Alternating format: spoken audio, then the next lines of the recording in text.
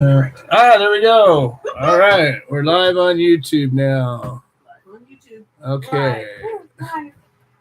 Now I'm gonna try to share that sucker. Let's see what happens. I don't know. It should let me share it. Oh, great radio, folks. I know. Great radio. Anyways, becomes this awareness, and it changes you. It changes the way you stand. It changes the way you look at things. It changes the way you address people. It changes the way you see everything. It's almost like putting a different color glasses on.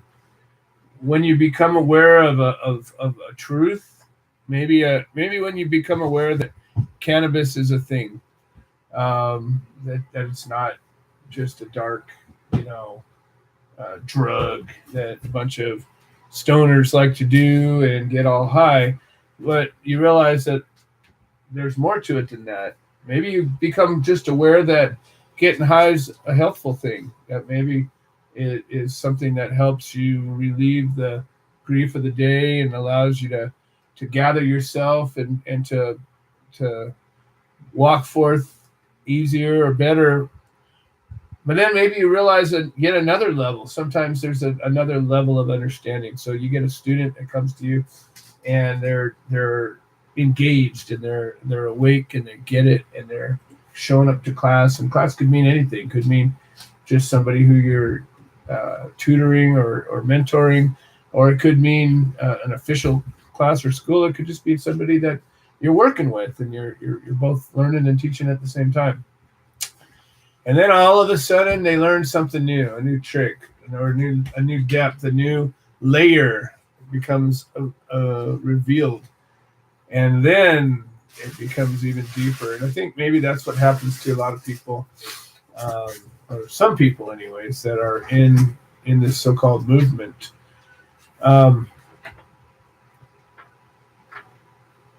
You watch people that have this layer of awareness, and they're excited and they want to move forward, and they want to help and they want to do anything they can. I just want to be part of this. And they get out there and they are public, and a lot of times it takes form of social media, and these are the people that are posting and sharing, and they're excited, and it's wonderful. It's almost like the excitement of a child, in that they understand something is important and they just want to do everything they can, and there's almost an innocence and a magic to that. And then sometimes you get this new awareness of that what you're doing is really affecting the fabric of time and space, that you're actually weaving yourself into the tapestry of our history. And that when you look back on history and you look at the major changes that have taken place in history, and I go all the way back, to the beginning of civilization, to the beginning of our recorded history, and you will note that there was always a few people that effected the changes that set into action the major events of our history. And many times those actions required a giant number of people to be active for that action to take place. But there was always a strength that was a core. Oftentimes it may have been a leader, but it was never a single leader. It was always a leader and their team. All the way back to the early monarchs, they always had their counselors. They always had their wise men. They always had their trusted aides, their confidants, their team. And it's not different today. In fact, if you go back into recent history and you see some of the folks that have made some of the biggest differences, you'll note that they were often people that were remarkable for some reason or another. Not that we're not all not remarkable, but some people just have a specific talent that stands out in a particular way. But even them, the most remarkable people, always had a team of people around them. And there's almost no exceptions to that. Well, that's what I'm after. I'm after that team. And it doesn't, not to say that any one of us is that amazing leader. It's just that to build a team together is where the power is where the strength is. And there's not any one person that can do this on their own. And unfortunately, there's a lot of people in the movement that, I don't know, feel that way or act that way or think that way. And in a lot of ways, unfortunately, it slows us down more than it speeds us up. But I'm looking to build this A team. I'm looking to build this this team of extraordinary individuals. And I recently have been studying people a lot. And you know, you live life, you know a lot of folks, you deal with a lot of people, you get to participate in this great human experiment. You make your own opinions, but there are people that have studied large groups of people in depth, and they've come up with some conclusions. And one of the conclusions recently, that there was 4 basic types of people. And it used to be there was all these different, you know, they had it all broken up into all these different INFP and all these different types. But they say they broke it down into 4. Yep. And you know, most everybody is in one of them. You know, the vast majority of people are in one group, which is the average people. There are average people out there. And then there's below average people. There just are. There's people that just struggle for whatever reason. And it doesn't mean that they don't have some specific talent that makes them exceptional. But when you are doing a side-by-side comparison with large groups of people looking at certain traits, there is a curve, and there are some people that are below average. And then there's a type of people that is considered a role model. And a role model has a set of characteristics. And these are people that have integrity. These are people that generally have passion. These are generally people that other people rely upon for guidance, for leadership, for just an anchor that when you're out there swimming around in space, sometimes you just need something to go, okay, that's real, and that I can count on. You know, that's something that is necessary. There's a lot of chaos in the world, and there's a lot of uncertainty in the world, and to have somebody that you can say, yep, that guy's always the same, and I can rely on him. Somebody that you can rely upon. Anyways, there's something special about those types of people, and those are the types of people that are probably the rarest, and they're the types of people I'm looking for.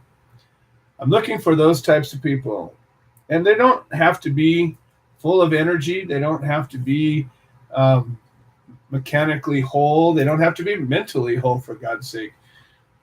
But there's something special about this group of people I'm looking for, and I have a pretty decent chunk of them right now, but I know there's more out there. And I know that if we can get enough of these together and begin on a journey of building this plan that we've begun, we began it 10 years ago. A plan of how to end prohibition, how to end cannabis prohibition, how to bring people to an awareness that they, number one, understand the problem that we're friggin' being oppressed. You know, a plant that does us good and has never caused us harm has been rendered illegal, and growing it and having it, making stuff with it, has been rendered a crime. I don't know how we let that happen, but we did. We let it happen. Do you know that I think it was 18,000 people every year, or at least in the last year, died from accidental overdose? 18,000 people died of accidental poisoning, they called it. Accidental poisoning. 19,000 people. 19,000 people died of accidental poisoning. Think about that for a second. And accidental poisoning includes taking of pharmaceutical substances, taking chemicals, eating whatever, somehow getting a poison into you, swimming in gasoline, whatever it is. A toxic substance was applied to and in and around your body enough to where it killed you. 19,000 of them. 80,000 people died last year from the flu. 80,000 people died last year from the flu. Now I wonder, just bear with me for a second because I'm kind of maybe going down a place. I wonder if we were to put half the resources that the government, both state, federal, local, all the different governmental agencies, that puts into eradicating pot was to put into eradicating the flu. Maybe a war on the flu might do better than a war on drugs. But a war on cancer. Then there's cancer. We're not even getting into that, the numbers on that. I'm not talking even the highest causes of death. I'm just picking something that is arbitrary and all around us. And the substances that people die from, that 19,000 people that dead, they're dead. They're not going to ever come back. They're not here. They're not with us. They're mothers and sons and daughters and fathers and grandfathers and aunts and uncles. They're all dead because they came in contact with a substance that was so toxic it killed them. And yet, guess what didn't happen? Not one person, not one single person died from cannabis. Now, I can't help but say to myself, of any one of those substances that people died from, is any of them regulated even close to the way that they are regulating cannabis in California and Washington and all the places up there regulating it? The answer is clearly no. I talked about it last week, the week before that. You can go to the Home Depot or any drugstore and you can buy a huge number of substances right off the shelf. As a child, you don't have to be 16 or 18 or 21 to buy them. And you can buy huge numbers of these substances that can and will kill you. And yet, as we're walking into this new era of legalization with giant quotes around it, you're dealing with a substance that's never killed anybody. Not one time, not one fatality directly attributed to cannabis. And yet, we are going through these aggressive, restrictive, expensive tactics that keep more people from it than have it. And yet we're okay with that. The proponents of these shitty laws that keep passing keep saying, yes, we win. We won. We did it. We're legal. Legalize it. What the hell is wrong with you people? Why do we give up and call it a victory? Why do we say, okay, at least we got something? How did we become so weak and unmotivated and unpassionate that we are okay and we even celebrate these things? Well, I'm not. I haven't. I didn't. And I'm not going to. And I'm looking for a group of people that shares my sentiment. I've been studying the American Revolution a little bit, and a biography of a man who was determined to be the father of our country, George Washington. And the more I learn about the man, the more I respect him. He wasn't perfect, very flawed like everybody, He had moments of doubt, moments of weakness, moments of problems. But the one thing this man did have was a passion and a stick-to-itiveness and an initiative and courage and a willingness to stay the course in spite of the things that happened to him, around him, with him, against him, and for him. And I got to think that if he wasn't there when he was, we might not have ended up the way we did. And it's not that he did it all by any stretch, but he had enough of an influence on the situation, and there were enough people that he was able to keep near him that this did happen. And if you study the American Revolution, you realize we didn't necessarily have to win that. We came many times close to losing it. There were many situations where the American Minutemen, the First Continental Congress, all the people that were involved in the creation of this country, boots on the ground, there were many, many cases where it could have easily gone the other direction. And if it wasn't for the courage and the stick-to-itiveness, the willingness to stay the course, we might not have made it. And America is plenty flawed. Don't get me wrong. I'm not living in a panacea, but I do know that this country came from greatness. It's made of amazing people, and there's a spirit of this country that's different from all the others. And there's plenty of darkness and plenty of terrible things, but there's something about Americans, and there's a spirit in us that is wild and rebellious and not willing to be reined in, not willing to be oppressed, that the chains of tyranny are just unbearable. And I'm looking for those people. I'm just looking for those people. And I know that they're out there, and we have some, and I'm looking for more. I'm looking for, I don't know, a dozen or 2 dozen more. And I believe with these people, if we're able to find them, when we're able to find them, we'll be able to teach them to rally the troops and bring together the little militias that are necessary to fight the battles, to stay the course, and actually get the victories that we need.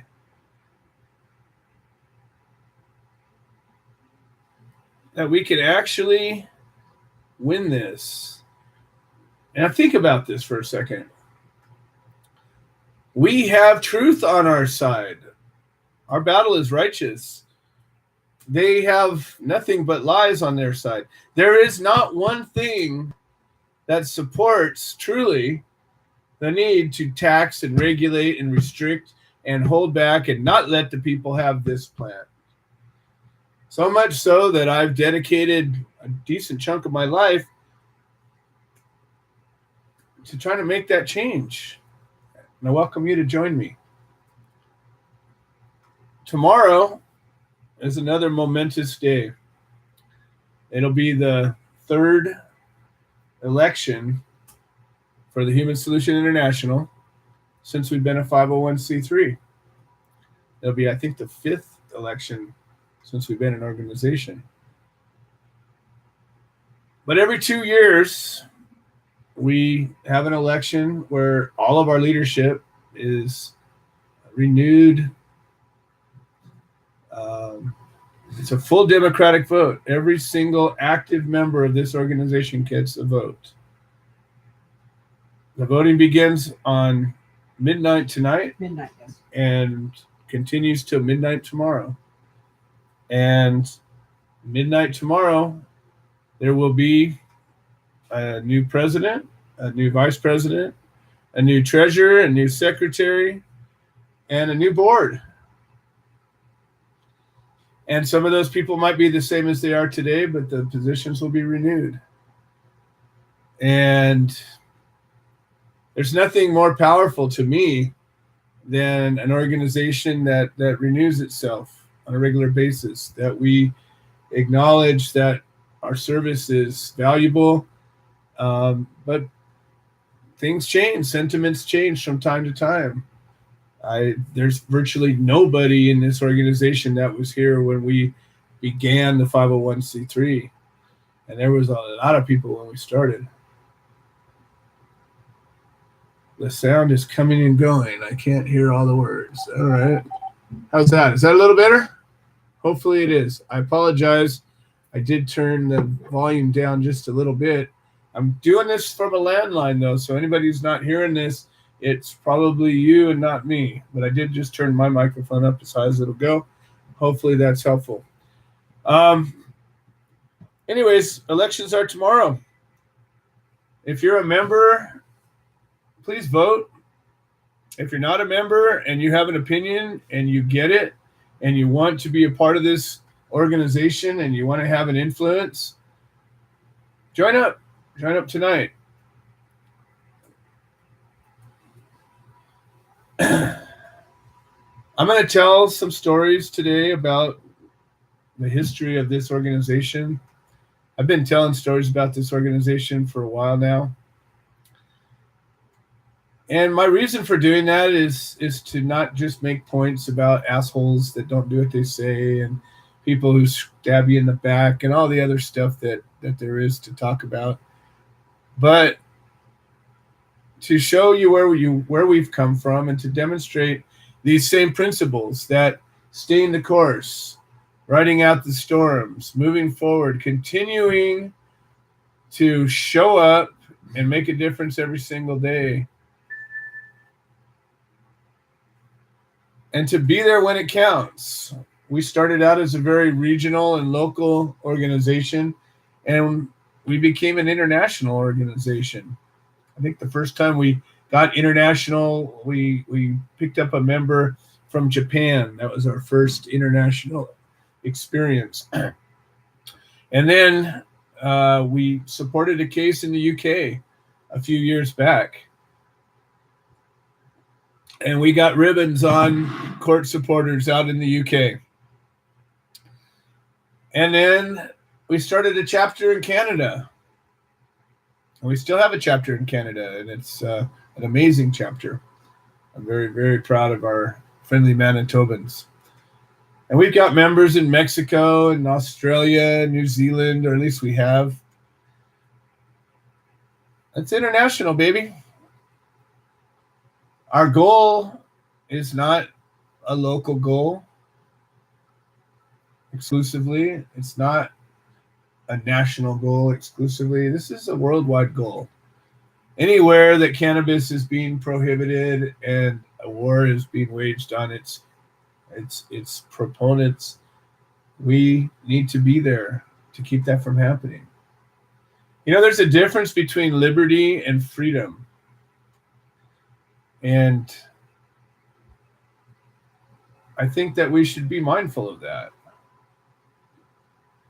And I do want to liberate this plant, but it's because of the freedom that we inherently have a right to. That there isn't another man that has a right to oppress us, and yet we allow it. And that's really, I can't say it any different way. We allow it. We don't have to. Well, we just made a gigantic leap forward today. I'm so proud to announce one of our representatives spoke at the UN today, the United Nations, and represents our Solidarity Over Separation chapter out of New York. And his name is Pete Yapel. He's actually running for a number of offices, so I certainly am assuming that he's going to be sitting on at least a few spots, hopefully not all of them, because that's a lot of hats to wear. But Pete's going to tell us a little bit about what happened. Without any further ado, Pete Yapel, welcome to the show. Hey, Joe, how you doing? I'm doing fantastic. How are you doing? I'm fucking exhausted.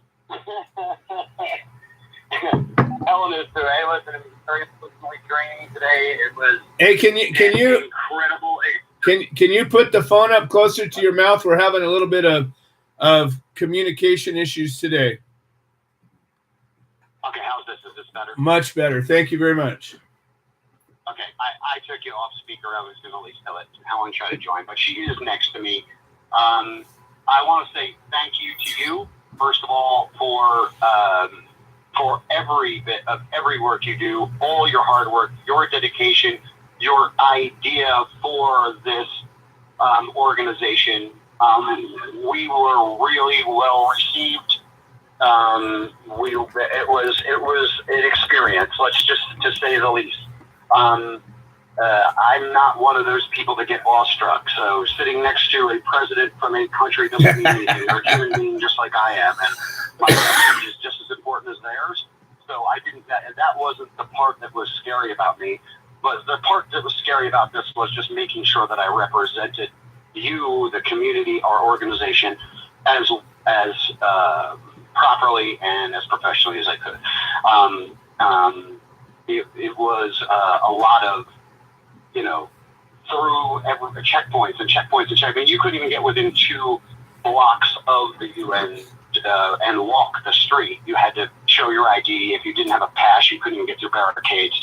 So it was kind of a bit intimidating at first, but once you got in there, I mean, it has completely eclectic.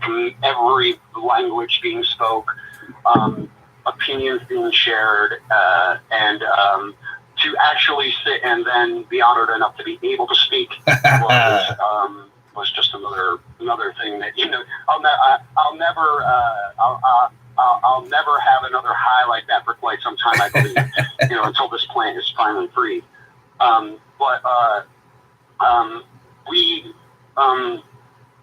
wanted to sit and listen to them first before I spoke, because everybody's like, write a speech. Well, I listen, I'm not that kind of person. Anybody knows me as I speak with passion, I speak from my heart.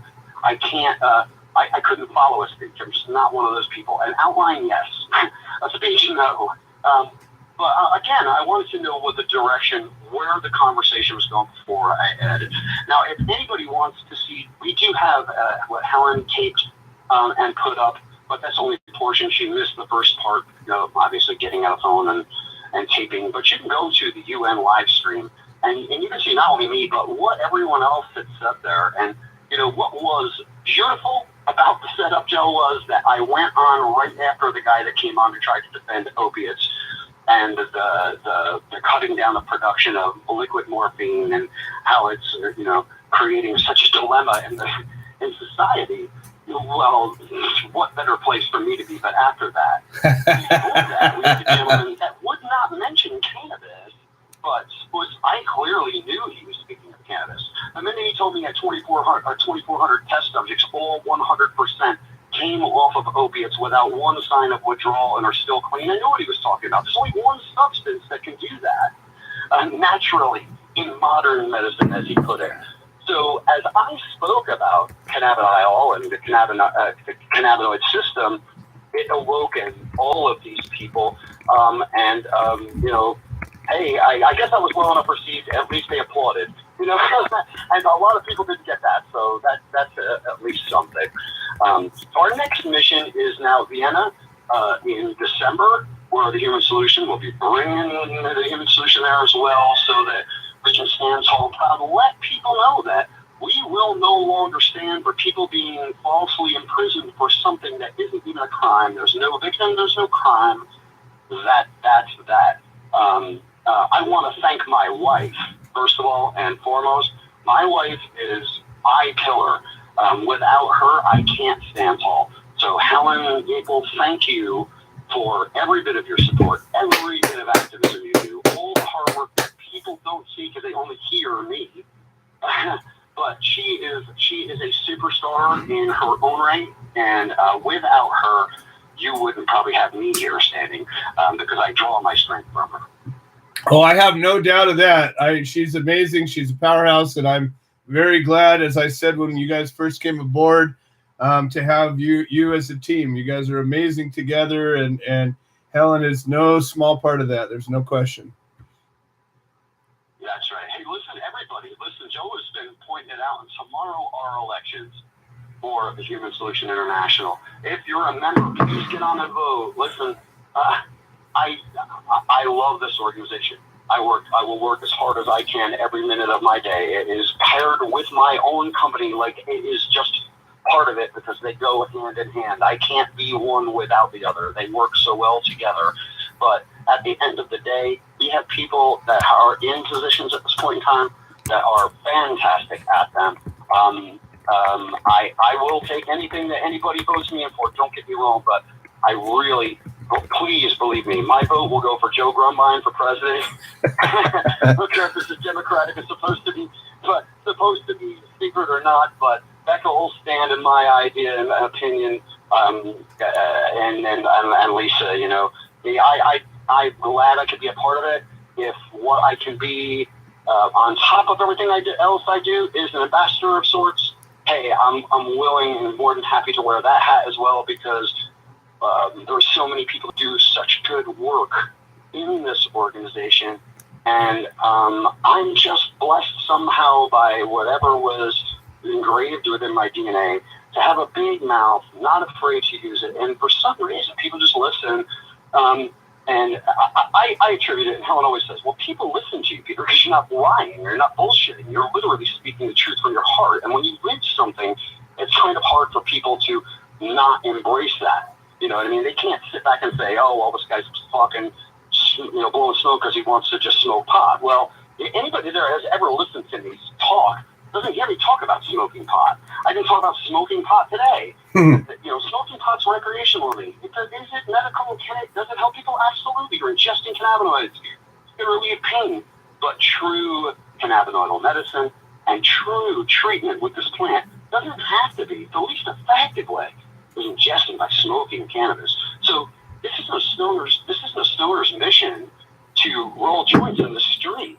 This is a sick man's mission to help others that are seriously feeling the effects of a system that is revolving around nothing but powders in pill form because they don't know any better or don't want to, and it's so easy and a moneymaker.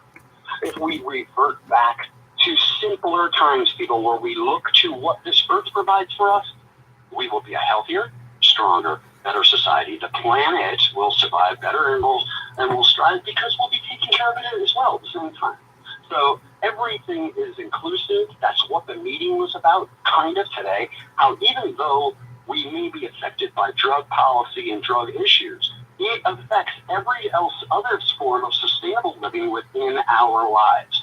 Education, housing, jobs, you name it. All of this is incorporated. All of this is related. And if we change and improve one, we can change and improve others. And so, I mean, that's pretty much what I got, Joe. You know me, I'm long-winded, but... No, it's all good. I have a pretty free-form show today. And was there anything... I mean, I'm going to go... I haven't had a chance to yet, but I'm going to go back and watch that live feed. I guess my question is was there anything remarkable that came out? I mean, was there anything that... Now, here's the thing with me that you have to understand, again, that like probably everybody that's listening, you know, we haven't been to a UN event. We haven't been to sit and listen or to see what goes on at these things or how they're carried out. Well, I'll post the book that we received. It's a program of the hour-long thing. It's a breakdown of what they covered, and they had Senegal, Mexico, Thailand, Switzerland, the United Red Cross and Curve, UN Assistant Secretary, and a few others. But they were the true speaking dignitaries that were there that today to show how drug policy, drug reform, and sustainability has improved life within their countries, and the improvements in which it showed literacy and things. You know, as we get people off drugs, their mind awakens, obviously, so they want to learn. So was there progress shown and being made? Yes. In every instance, honestly, that you look, you could see a decrease in negative and an increase in positive life in correcting the policies that we have in place now with opiates and other drugs that are pharmaceutical that are causing issue. As far as imprisonment goes, there was talk about it, and again, I wish I could make this program available somehow. Maybe I'll just take pictures of it. But if you look individually at how the countries are broken down, they are literally starting. Other countries, guys, other countries, we're supposed to be the greatest. Other countries are literally examining the fact whether people that are convicted of cannabis crimes even should be even charged with any crime. Again, our kind of thinking. Is there a responsibility at this point in time at the world level for nations to still continually to oppress or suppress us and to continually make us ill, be forced to use this? Yes. Why? Because, again, I'm there not only to get people out of jail. This plant needs to be descheduled. This plant needs to be studied. This plant needs to be able to be used as freely as milk, water, and any other substance that's out there. And until we can do that, we won't have that freedom, and we won't receive or have great health. So they're getting the ideas, and they're definitely making strides. But we need to bring that here. We have to adopt this thought as a nation, because this is how it's embraced. Yes, these nations' leaders have made the decisions and said, you know, this is what's this is how we'll do this is how we'll handle this. We're not going to allow this or not, or we will allow that.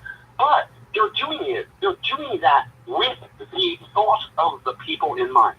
Here was my general thought when I walked out and said to Helen, I said, Helen, I just met the former president of Switzerland, a very high-ranking member of the Mexican government. I met the president of Switzerland. I spoke to dignitary from Thailand who all had the same thought, that everything I was saying made sense.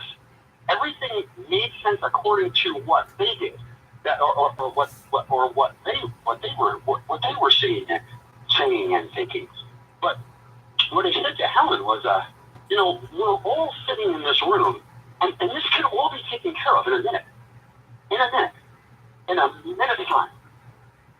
But everybody, again, was saying the right stuff. We had people there that represented the AIDS community, which was great. They had their own separate thing going on at the UN today, but sent a representative. It was great to hear from them. Great to hear from Central Drug and Alcohol. They were there. There were some good groups there. I'm just glad we were able to talk. You know, many didn't get to. There was literally only 3 of us or 4 of us that spoke afterwards. But we're in people's ears. The Human Solutions there. We had our ribbons on. We were flying proud, standing tall, like Joe always says. You know, again, everybody sees me on Facebook. It's, you know, Pete's wearing tie-dye. He's a hippie. He's got his hair pulled back, just running around. Listen, when you go to these things, you're representing more than just yourself. You're representing, not only I wasn't representing an organization, I stood up as, again, the face of cannabis. I haven't done that in a long time. I represented millions of people out there that don't care if they have a face, they just have an issue they want fixed. And you know, throw a good shirt on, put your hair back, do whatever it is, make yourself look nice, and speak professionally. Speak eloquently. You know, we on the radio show get angry and we swear and cuss and fight, but you don't get that way. You don't get places with people that make decisions that way. That's just, you know, that's truly just some good advice for those that are out there and want to make a difference. Remember, when you approach these people, that they're making the decision. If you don't make the proper impression, you're ignored. You're completely ignored. They will yes you and be looking over your head while they're talking to you. They're not listening to you.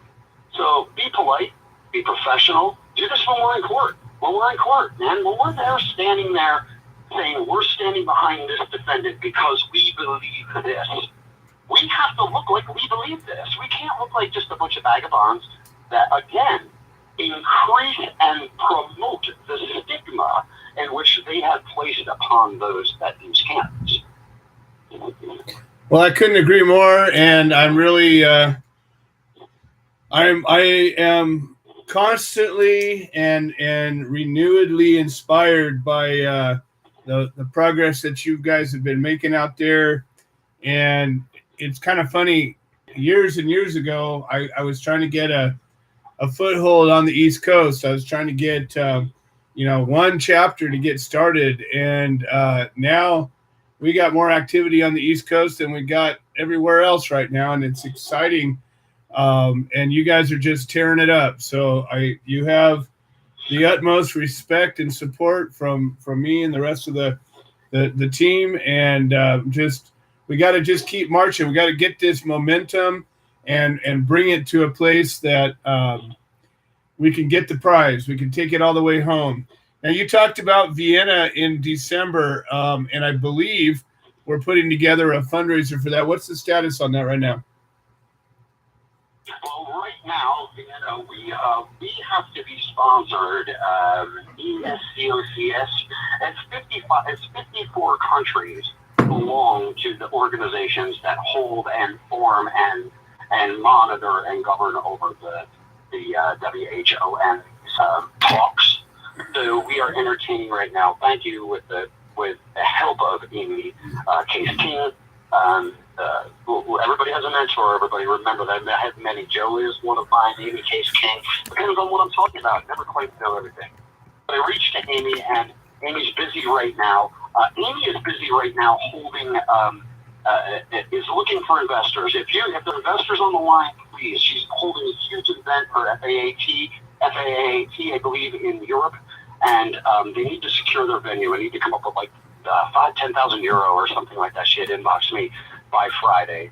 So this is important. She does great work. Obviously, she does great work. I wouldn't be even talking to these people if this woman did not point me and teach me and tell me how to do this. So she's going to work in good correspondence with me to try to find a qualified and nation supporter and entity within. This is how it works, Joe. You as an organization, as a human solution, I put us in, and there are categories of selection that I have to choose from, and I could pick up to 3 to pair, and then what it does for those 3 is then gives me the interest groups within those organizations that we match with. Then it's just whining and dining them, and it's never done with anything other than intelligence and such. So, Pete always thinks ahead, and Pete always understands that I'm invited to this one and sponsored by this one, by the Swiss. So I just reached out to the secretary at Conrad before I got on your phone and shot him an email and said, thank you again for the opportunity today. I believe everything was well received. I'm looking and hoping to go to Vienna. Can we move forward, or what do I need to do to move forward? So we're already starting that process of getting the sponsorship after, which shouldn't be hard. Again, Amy has ins and Amy has ways around as well too, and knows people. So I don't believe it's going to be any difficulty, and I should have a definitive answer probably within a week. That way we can truly focus in the next 4 months of hopefully doing some fundraising, because at the end of the day, Helen and I will find a way to pay for this. Everybody out there knows I live on Social Security. She works hard as a waitress, and this is how we fight the movement for you guys. We love your support. All we ever ask for is volunteer work. We never ask for money.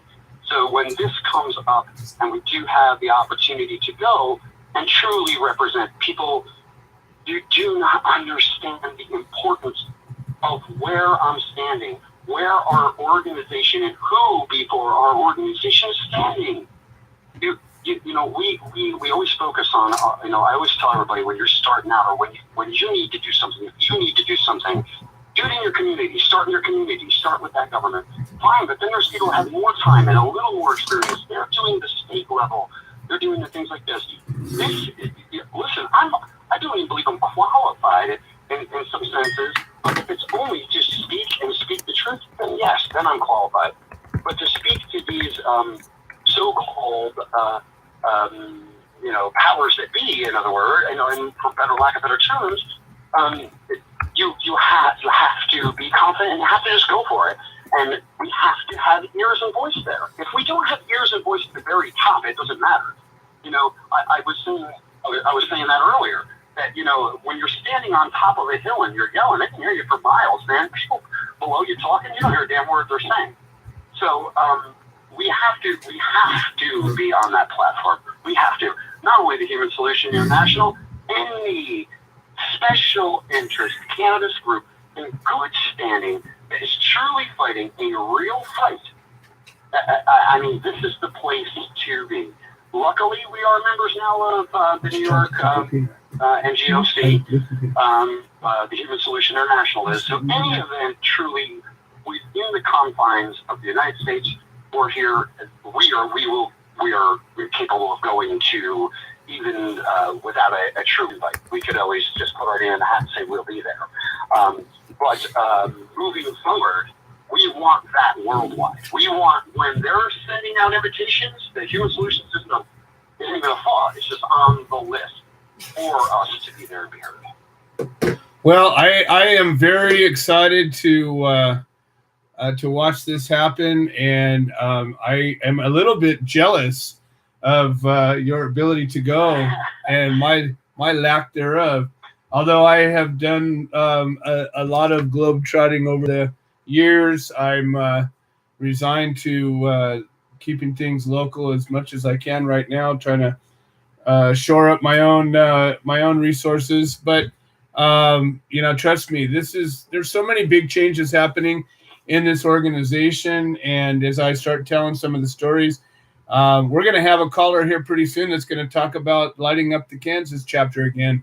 And I'm going to talk about the Kansas chapter and the Midwest chapter, and the things. I just actually took those pages down after 3 years for lack of activity, but it looks like we got a little spark that's going to get it going again, and I'm super excited. So, Pete, as always, I am just tickled with your. Well, when I say Pete, I mean Pete and Helen. It's just a given. Absolutely. And we know that. That's never. But you guys are just a joy to work with, and just watching the excitement. Folks, you got to be aware. There's a law or something that is called momentum, and it's what happens when you start building energy going in a certain direction. I think it's got something to do with inertia. But anyways, when you take a ball and you put it on a string and you start swinging it around and around, after a while you stop and it keeps swinging around and around.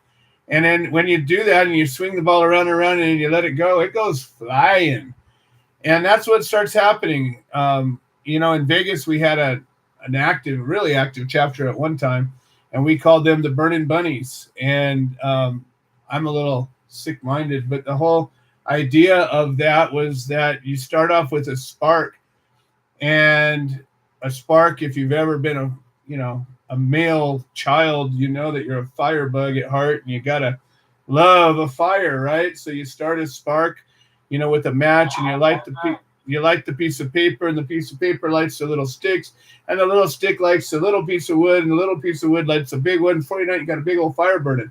Well, what happens in the wild, and it's not the only way, but it's one way that a forest fire gets spread, is that some of the small furry creatures catch on fire. And it's sick and sad and horrible that it happens, but it does. And what happens is they catch on fire and they run trying to get out of the fire, and they spread the fire from one bush to the next. And when I'm talking about our fire, I'm obviously talking about a spiritual fire.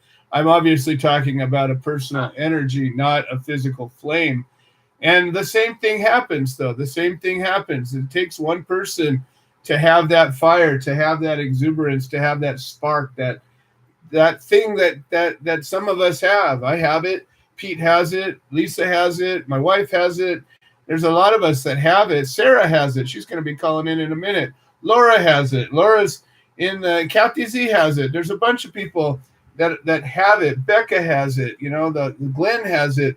Peggy has it. There's a team of Dee Dee has it. I'm watching Dee Dee listen to us right now, and there's these people that have this fire. That's all only way you can describe it. They get it. They're passionate. They're willing to do what it takes to get where we're going. And it's infectious. And as I talked about, 90 or 80,000 people dying from the flu as an infectious disease. Well, there's the counter side of that. Imagine what we could do if we were to infect each other with the fire, with this exuberance, with this desire, this passion. The talk of the show was passion, initiative, and results. And that's what I'm talking about. It's infectious. When you get around a passionate person, when you get around somebody who is just so excited about the thing that they're into, whatever it is, or maybe it's just life, it makes you want to hang out with them. It makes you want to talk to them. It makes you want to be around them. It makes you want to share your energy with them because they're giving their energy away freely. And that's what these people are. That's my A team. That's what I'm talking about. Hey, Joe, I want to let Helen just share a little bit of what she thought, because believe me, she honestly loved this experience as well. But what was your thoughts on the whole thing? I mean, what was the most impressive thing about the whole thing to you? The most impressive thing about it to me was that the woman that was running it which was the former president of Switzerland. She was genuine in what she was doing. She was there for the right reasons. It was evident in everything that she said. She ran it beautifully. She did. I did not like that not everybody was the same. I did not like that not everybody paid attention. People fell asleep. Yeah, people actually fell asleep. Don't you love that? Don't you just love when you're excited about something and you're sharing yourself? It's when I do this show every week, when I get done with the show, I'm tired. And it's not that I physically am worn out, but you guys know you do it too. And when you're done, you're just like, I just want to lay down. I'm all done. I got nothing left for this moment. It's like being on stage and performing for people. And yet you watch somebody in the back row and they're sitting there looking at their friggin' phone and they're so uninterested and they just don't get it. It's okay. We move on. Right. But I for me, it was disheartening. It wasn't something I expected. I think when I went there, I thought that it would have been. We're in turmoil. Our whole world is in turmoil everywhere around the world, and this is groups of people that were in government that are no longer in government that are now or now some are representing in one way or another. However, we're all there to find a resolution, to find a solution to the problems that we're all facing, and we can't give all of our attention to this 1 hour of time because that's it. That's all it was. We have some big problems. Yes, we do. It was pretty sobering for me. Well, what's interesting though is you guys got to get a global glimpse, and you think about it, and it's so funny because we love to wag our fingers and point our fingers at things. And if you start looking at the truth about things, the actual truth, not the media truth and not the so-called truth, but if you actually start looking at the real truth about things, you go, oh shit, there's a problem that we are not even talking about. Like if you talk about the giant river of plastic coming out of Asia right now, going into the ocean every second. Nobody talks about that. They talk about us and all the things we're doing and not doing and what we should be doing, not be doing. But you know what? There's a lot of big problems going on out there that have nothing to do with us that could be addressed and should be addressed. And this war on drugs is certainly one of them.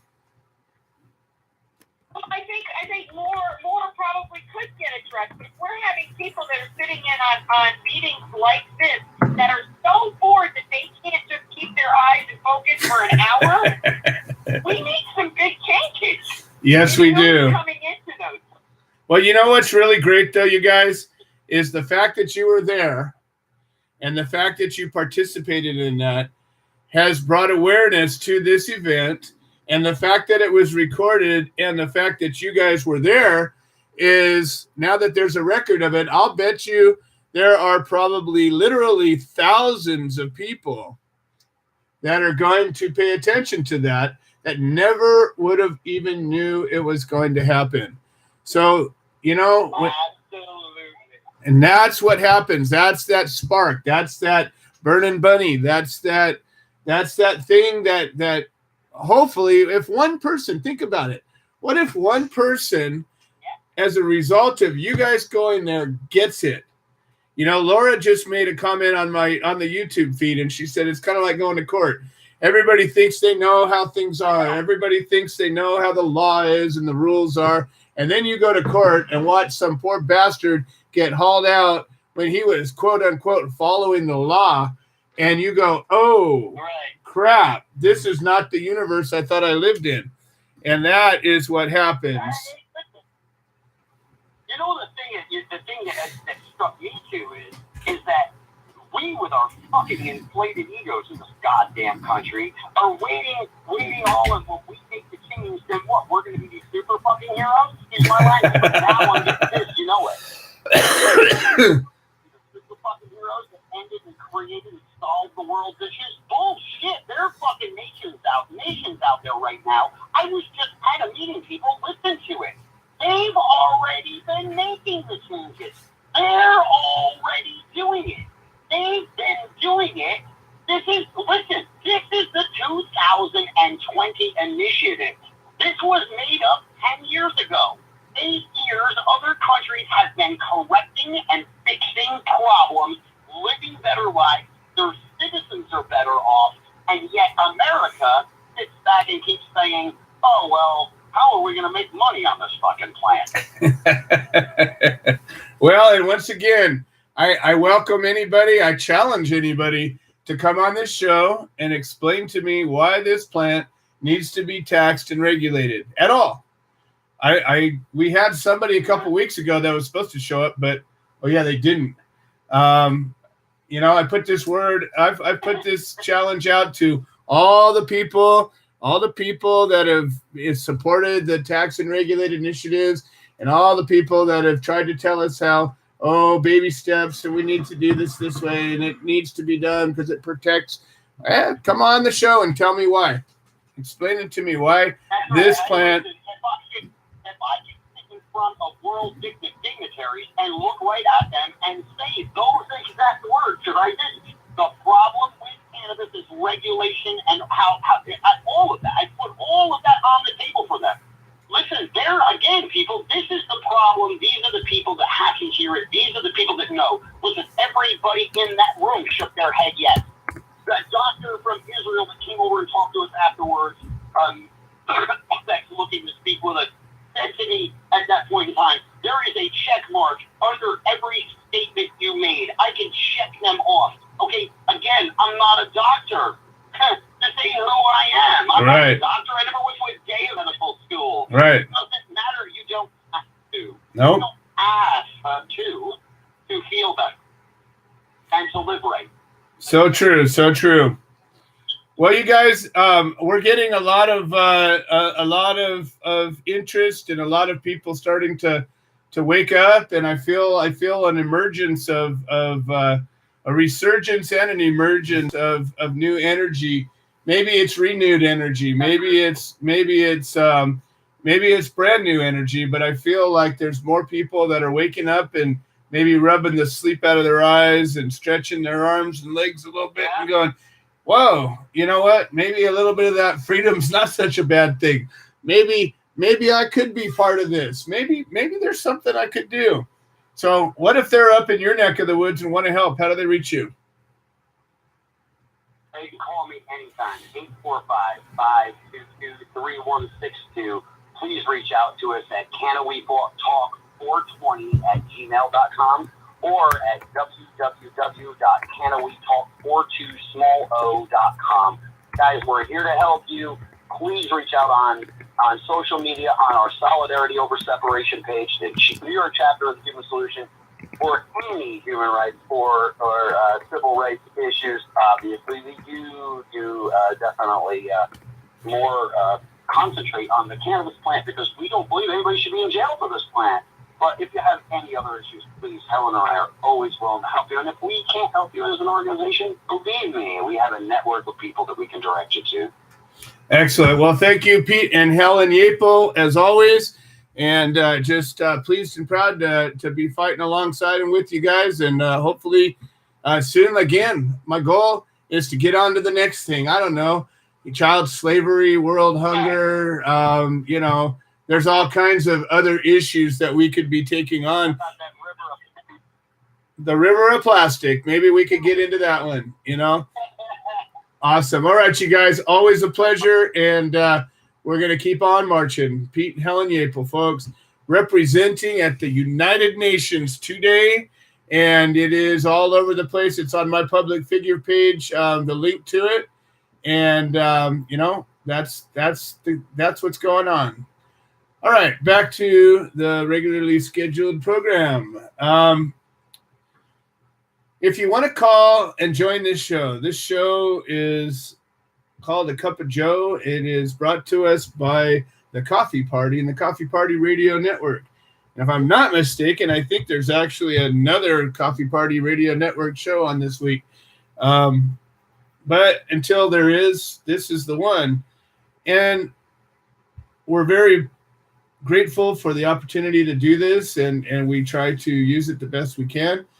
And the thing that makes this show great is it's a fellowship. It's like sitting around a round table. I've always likened the work that the Human Solution does to the founding of our nation. And there was a time when the rebels, when the Minutemen, when the folks that didn't want to be part of King George's rule decided that maybe there's a better way. And they got together and they talked and they planned and they gathered their resources, and ultimately they made it happen.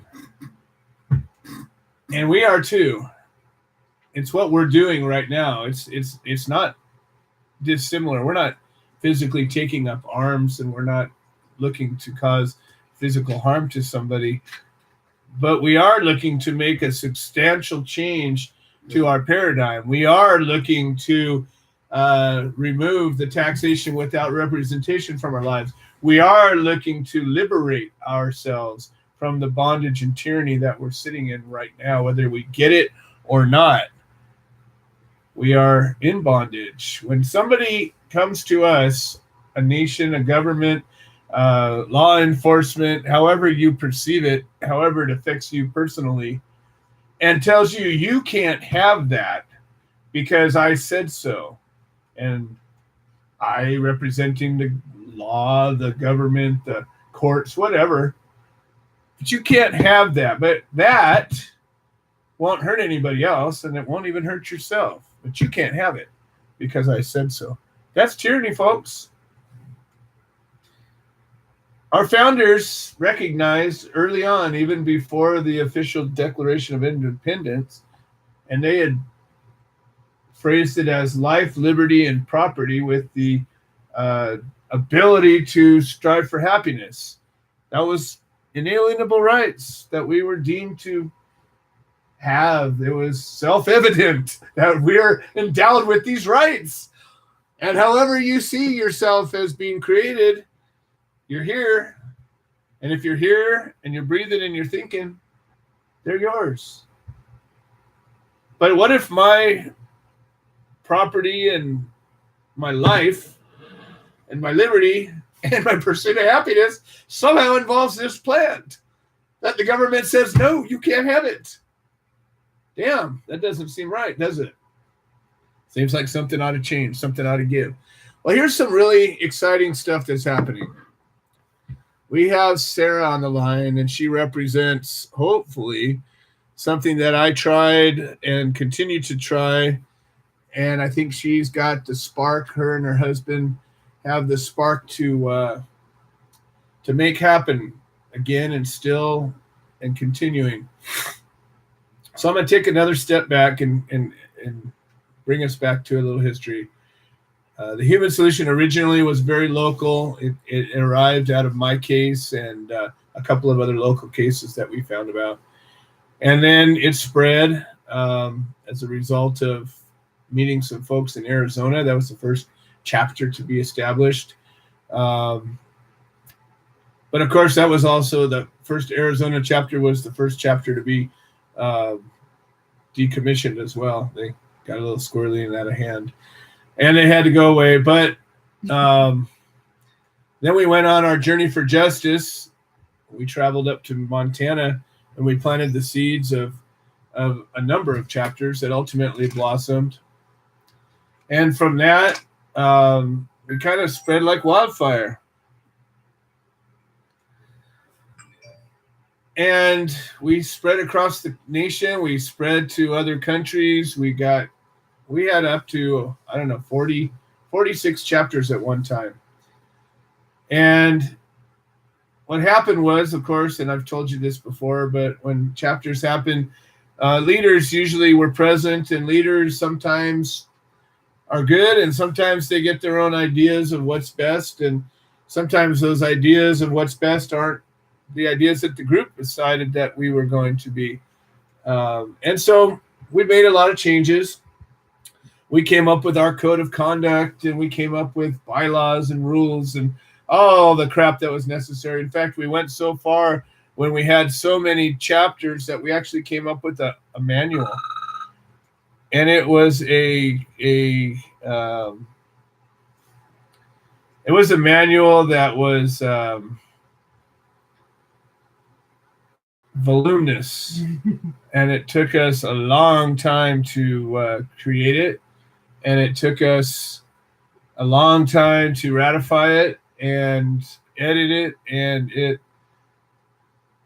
really laid out as an institutional way of thinking how the human solution was going to operate, because we had so many people and so many leaders, and started to manifest problems that came out of that. People would represent this organization in a way it was never intended to, and people would start to use it and wield it as their own sword, and it was becoming, a little bit chaotic. And one thing you learn, chaos has its place, and in the heat of battle, there's always going to be chaos. So if we're actually in battle going after a specific goal, hey, bring it on. Let there be a little bloodshed and chaos. But today, it's important to be thoughtful. It's important to be effective. And so we came up with this notion that we would train our chapters, our coordinators.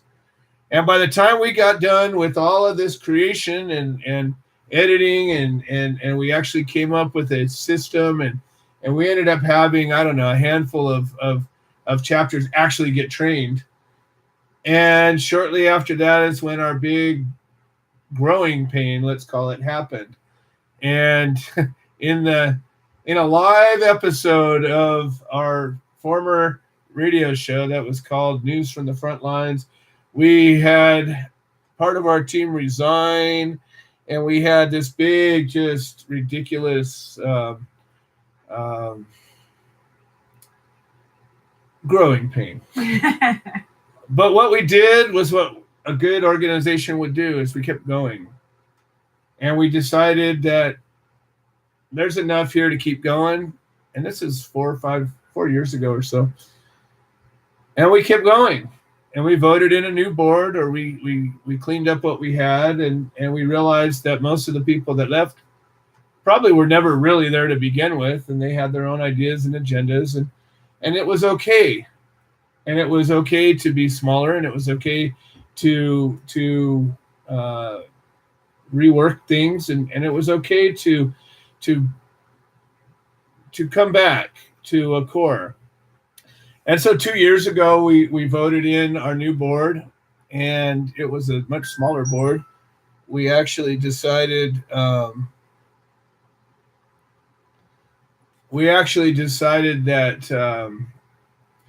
we were going to focus on just working together. We decided to focus on building our infrastructure again. And we weren't going to so much worry about all these chapters. And there were so many chapters that had got started and never did anything. Oh my God, it was so much energy put into Facebook pages and all of the things. And at the end of the day, a chapter is only there to do good, to be a local resource. When somebody needs help, we're there for them. That's it. It's not there to do fundraisers and events and start bashing on other people because you don't like the way they do things or whatever. And it's there to be a local resource. And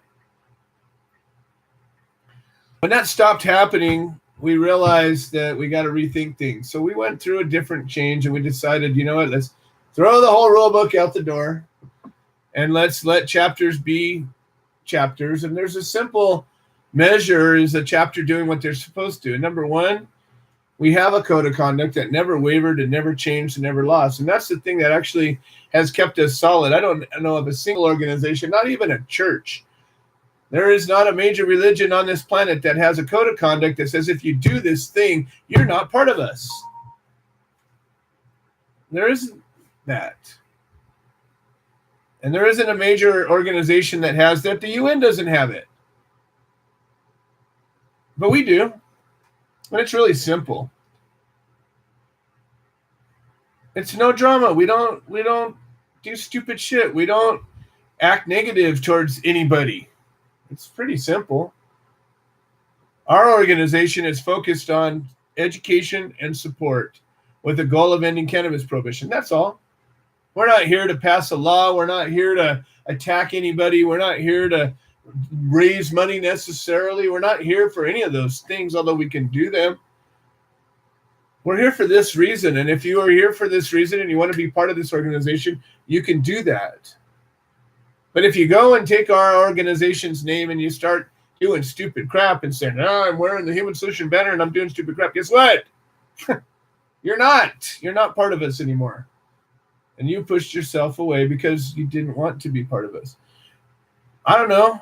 I feel kind of proud about that. I feel proud that I'm part of an organization that has that kind of a standard, that has that kind of a bar to be held. And I would rather have a few good individuals than a whole bunch of assholes. And when it comes time that we have our plan together and we have a specific action, bring on all the assholes. Help us. I don't care. I want everybody to help when it comes down to, here's our plan. Let's do it. We need to write a letter. Let's let our voice be heard. Great. I don't care if you like me or not. I don't care if you like this organization or not. Just help. Okay? But if you want to be part of the core, part of the team, part of the movers and shakers that are actually planning and making this happen, you got to be part of it. That's just how it is. You can't be certain things if you're certain other things. It's just laws of physics. You can't be water if you're earth. You just can't. Okay? You can't be fire if you're ice. You just can't. The two just can't be the same. They're not. So if you're part of the Human Solution, we want and welcome that. So anyways, we got small. Oh boy, did we get small. We got so small where our board shrunk to a third of what it was. Number of active chapters shrunk to a fraction of what it was. But what we did is we started to reinforce. We started to get back to work. We started to, the serious people stayed. We kept showing up. We kept working together. We kept doing this. And guess what? We stayed solid for a while. We got stronger and we got stronger. And then we started to grow. And as we've now hit I think we're opening up a new chapter finally. And it's kind of momentous that it's happening right at the time of a new election. But I feel that we have an energy that is very much like the energy that we had when we first started growing, and we had a lot more people that were engaged and involved. But this time the energy is more pure. This time the energy is guided by a core of experience that we didn't have when we got started. None of us knew what the hell we were doing. None of us get paid to do this. we're doing it out of our heart and out of our sacrifice and out of our knowledge that this is a good and righteous thing to do. That's why we do it. But you do this from a point of ignorance when you get started. You think that because you're righteous that nothing can go wrong. And you think that because this is about pot that people won't steal from you. And you think that because this has got lots of good people in it that people won't do bad things. Well, guess what? That's not the case. But when you establish a baseline and when you establish what's acceptable and what's not, then guess what? You can run a strong organization and have no fear of any bullshit coming in. You know why? Because when somebody tries to throw the bullshit at you, it can't stick. It doesn't work because we don't do that stuff. When a member comes in and starts slashing about on social media and going blah, blah, blah, well, you just took yourself out of our core and put yourself out on the fringe. And if you keep it up, you go away. And I don't have to do a damn thing. And that's the best part about it all. It's self-correcting now. So now what's happening, and this is the most exciting part. And I guess initially when it first started happening, I was so excited. I fostered it. And I'm one of these crazy people who I am passionate and I have initiative and I will get results. So when I put my mind to building chapters, holy crap, I built chapters, and that was never a problem. The problem was the chapters I built didn't have enough of their own substance to stay. And we built it now in a way that they can rise and fall as they need to. They can rise and be there if the community needs it. And they can be there when they need it. And if they're not needed anymore, they can melt away. And there's no harm, no foul. And that's the beauty of what we've become. We've made it easier to participate. There's still some training involved, and most of the training is simple social skills, techniques of things that we've learned in battle, going to court, going to rallies, getting a message out there effectively, reaching out with a plan, being effective. You know, there's the 80-20 rule I brought up last week or maybe the week before. And 80% of everything in your life is doing dick. It's doing nothing. 20%, if you're lucky, is accomplishing most of everything that's getting done. 20%. 20% of the people that you spend your time with are accomplishing most of what's being accomplished through other people. 20% of your own energy is accomplishing most of everything that you accomplish. It's just the way it is. So we're focusing on that 20%. And in fact, we're focusing on 20% of that 20% because that's where the real heart is. And that's what we're looking for. That's what we're finding. So now here's the exciting part. Wait for it. You ever grow plants and something, isn't happening at your expectations? I've been involved with plants all my life, it seems. And I've taught people about plants, and I've been involved, let's just say, on a number of levels. But what happens all the time is somebody gets excited and they got a passion and they just discovered this plant and they start to grow it and they're like, oh, I'm so excited. I'm growing this plant or these plants and it's wonderful. And look at how beautiful they are. And oh, they're so healing and just amazing. And then there's something wrong. What's wrong? What's wrong? What's wrong? And I go and I stop my life and I go and I see what's going on. I said, well, what are you doing? And usually what's wrong is their expectations. And they're spending too much time with them. They're spending too much time dealing with them, looking at them, waiting for something to happen. And the plants don't move that fast. And a lot of times I think that's what's wrong with a lot of us, our expectations, especially those that get passionate. I've got, so many stories of fizzled stars. So many people we've had that were so excited and so passionate and so dedicated, and they blow up. Supernova, baby. So sometimes things happen on their own timeline. And it seems that this organization is doing the same. So for a while, we, so excited. We planted all these seeds and watched them grow. And then all of a sudden, some died and some, went to sleep and some whatever. And now all of a sudden they're starting to grow. So about a year ago, almost, I don't know, it's coming up on a year. New York chapter got started, and then the Ohio chapter got going. We had a chapter in Ohio at one point. Hell, my former vice president ran a chapter in Ohio at one point. But one day, it was just too much work, and the chapter stopped. And it sat there for nothing for a while. We had a Facebook page up, but no chapter. But then a couple of good people stepped up and decided to get this chapter going again. So there's two. Now, all of a sudden, we got Florida starting to light up. And it looks like we may end up having two chapters in Florida. We have the makings for them, and they haven't happened yet, but they're getting close. We got a Midwest chapter, not a Midwest chapter, a Northwest chapter that wants to happen. And I think if we can get enough people together, we can make it happen. It doesn't take a lot.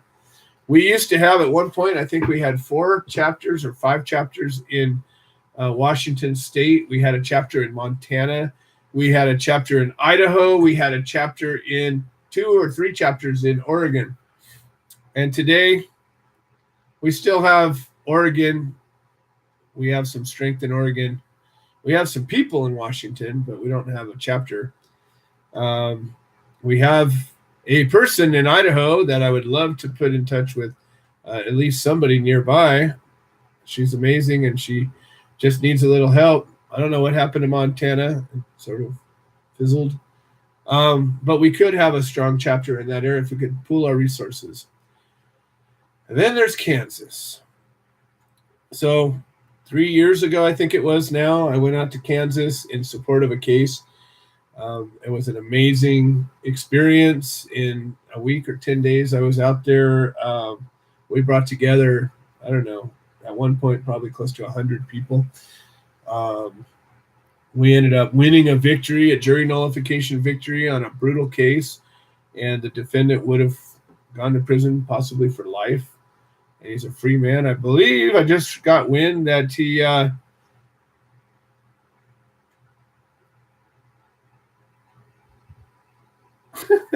no, there's no track. Don't worry about it. We're all good. There's a plan to this whole thing. Sometimes it meanders. Anyways, the Kansas chapter got lit up, and we had probably I don't know, a dozen or so people in the Wichita chapter, and then we had a Midwest chapter pop up, and that was up closer to Kansas City. And we went through and trained, I don't know, I think we had 4 leaders, and we had a bunch of people, but it never quite got lit. It never quite brought it to market. Never supported a case, really. And Wichita had a couple of strong people, and they come and go, and there's still, some of them are still there. But now we've got some new energy coming out of Kansas and out of Wichita. And the coolest thing about this new energy is that they're involved with some other organizations, and there's I almost like to call them a sister organization, Bleeding Kansas. And although they're more involved with legislation and all that, they're amazing people. And Lisa Sublett and Chris Logan and now Sarah and Mike are running the Wichita chapter. Well, I just got word today that we may be lighting this chapter back up. So I'm going to bring up Sarah. And Sarah, you go by more than one last name, so I'm just going to let you introduce yourself. You're live on the air, and I'm excited to be talking to you. So what's going on in Kansas? Hello, Joe. My last name is Dormant, too. I know I had to switch there for a little bit. Well, pretty much like you said, I work with Bleeding Kansas Advocates, too, so I'm pretty familiar with the whole C3 stuff. And then I also recently have just picked up the Parents for Pot page. Cool. Not only that, but we do run a lot in the political world, too. So we've been pushing to try to get the right people in the seats to get some laws changed here in Kansas. But it's been a hell of a road. Yeah, Kansas is quite a unique place. When I went out there, I was kind of blown away by a mixture of people that embrace freedom and oppression at the same time. You know, you got people walking around with. It is so ass backwards. You got people walking around with. Ass backwards with hypocrisy at its finest here for sure. Well, you got people walking around with sidearms. You know, people walking around with loaded guns all over the place, and yet at the same time, and there's no shortage of alcohol out there, but the oppressive nature of Kansas and cannabis was just it was mind blowing. You know, it has been, this whole last year has been super interesting. I actually started with Leading Kansas Advocates in, I think it was December. So that December I went up, or January when we came into sessions, I went up and I talked to all of my legislators and stuff, and almost the 100 district seat who Jennifer Wynn is running against this year, actually basically called me a junkie and shut the door in my face. That was a really interesting story. Wow. So yeah, they don't listen. But then we have, you know, Chris Kobach, who's running for governor on the Republican side, who is, you know, basically told us that there's no benefit to THC and that we're doing CBD only. And then when the crowd got a little fired up about that at the debate, he told everybody to go eat Doritos. So it's that type of mentality of, you know, you're going to listen to what I say. No, let's get back to the basics. We hired you guys to be our representative and our voice, so we don't have to listen to you. You know what I mean? Well, and you know, the thing of it is in my week and a half that I was in Kansas, I got to meet a number of people, and you know, I was at the courthouse half the time, and I was out at a lake and a river the other part of the time, and I got a blend of you know, dealing with advocates and activists, and you know, their families, and you got two different sides to it. You know, when you're out there fighting for something, you know, we were out there chanting and marching in the street and sitting in court and being part of that whole process. And you get the people that are walking by that express their opinion. But then when you're sitting on a boat with them and you're talking about, you know, how they really feel about a lot of things, you know, there's a lot of people are people wherever you go, and the love of liberty and freedom, and then the fear of oppression. I think a lot of times the fear pushes people, and you got people like this guy that said, "Oh, you stoners, go eat your Doritos." I think he's preying, you know, on the fears that people have of this being illegal and afraid to step up and stand up against it. And unfortunately, you know, until we do something about it, it's going to keep going. But you guys did gain a little victory, but hopefully it's going to go all the way and become, you know, some true liberty soon. I hope so. In the case that you were talking about just a few moments ago, yes, he is. That one is done with papers and everything now, so it's an official over type deal. Yay. Well, it's fantastic, and like I said, the human solution was there in full force. And if it wasn't for us being there, I got to tell you, I don't think it would have gone that way. I don't either, and you know that family is so grateful and thankful to you guys too. I work pretty closely with them too, so. Well, you know, I spent time in their. Everything that you guys did. I spent time in their living room. I spent time, you know, rallying the troops, and you know, when I talk about the Minutemen, that's what that was about. You know, we went out to the courthouse and we cased it out, and we reconnoitered, and we went out there and set a plan, and we executed it. And it wasn't easy, and there was a lot of moments. Unfortunately, I wasn't able to be there for the verdict, but we were there. I was there till we had our final rally, and I believe that we had enough momentum to take us there, and we did. And when we won, there was such a celebration. There was such a feeling of unity and a feeling of accomplishment. And you know, we go through life, and we have failure after failure after failure. If you look at your life and you look at your failures, you could wrap them on you like a coat. And you look at your victories, and if you stay through it enough, you'll get them. And this was one of those victories that, you know, it changed the course of history, I believe. Oh, I would absolutely agree with that too, because not only did a bunch of people that were on that jury get educated about certain things and the way that the justice system works and all of that, but they that's when people really start to look into maybe there's some truth behind this, that people are that passionate about it, that they're spending their time up here when they could be doing other things. That's how you get people to start talking. Exactly. And that's the fire that we're talking about. You guys, I am just so impressed with your team, and you guys have that fire. You guys are young and you are educated and you speak well and you're motivated and you got all the right stuff to make stuff happen. And so for that, I just want to maybe next Tuesday, I can get you to come on our conference call and we can walk you through kind of the formalities of setting up a chapter. It's really simple, and it's not just a Facebook page, but it's an actual thing. And what it is essentially, and that's part of what this show's all about too, is educating people about, well, what is a chapter? What do I got to do to be part of a chapter? And essentially you need a minimum of 2 people. One person cannot be a chapter. One person can be an advocate, but 2 to 3 people, you can have the makings of a chapter. And we have what we call coordinators.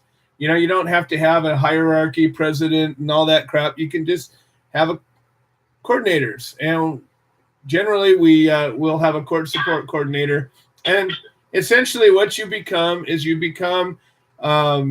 a resource. And so when somebody comes to the main organization and says, "Hey, I got a case," and they're anywhere near you, we say, "Well, we got a local resource," and we push them to you, and you guys get a chance to communicate and say, "Well, tell us about what's going on," and then we have a protocol in place. You bring them to the show, you let them, tell their story.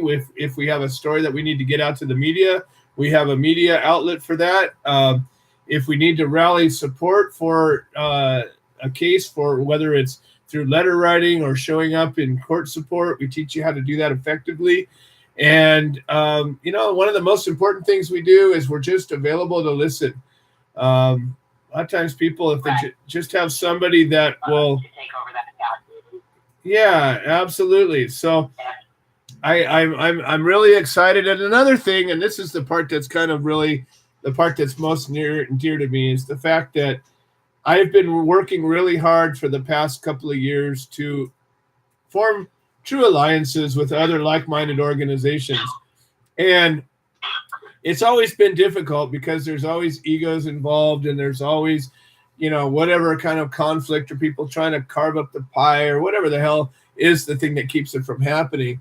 But in knowing the people that are involved in Bleeding Kansas, it's a perfect match. We've been allies from the beginning since we've known each other. And Lisa Sublett, she's just an angel. I have.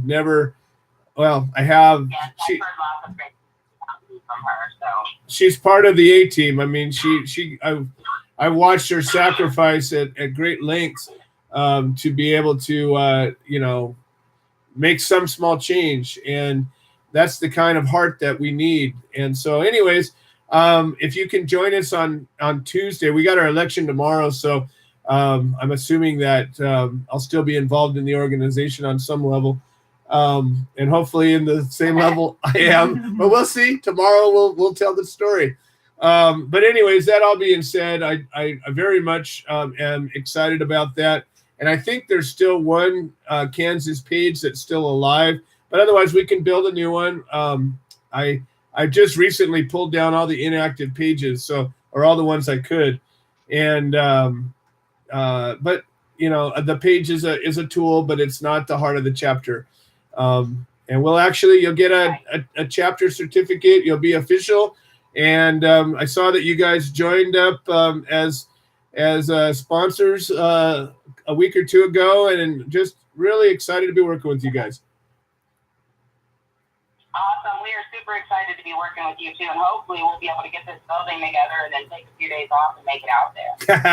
That'll be great. Well, you always have a place to if you make it out here, you got a place to stay. So just let me know. Awesome, man. We appreciate it so much, and I definitely look forward to talking to you more about getting this whole thing situated and put together. So awesome. All right. Well, go Kansas. And Sarah Stormont, and she's joining the team. The A team is getting bigger. Thank you so much, Sarah. I moved here with me too. Awesome. Mike is a big part of this team. Again, one of the things that makes this so great lately is we got husband and wife teams, partners. We have couples, however you want to call yourselves. More and more and more, we're having partners come together and be part of this. And that's one of the things that is a sign of our growth and strength. Instead of just having an individual, we've got these teams that are coming together. So, anyways, that is in store. And like I said, it looks like we have the makings of 2 chapters being formed in Florida. Now we have 2 chapters in California, a NorCal and a Southern California chapter. We used to have a dozen, but we melded them into 2. And every state now has the ability to have 1 chapter, or a region can have a chapter. So really, that's how it goes. I look forward to watching this growth and watching this team.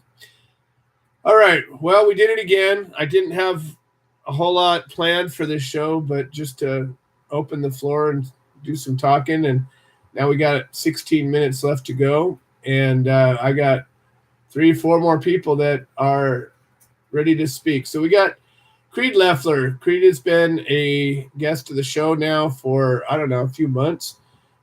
Creed has a petition with the hopes of taking cannabis off of Schedule 1.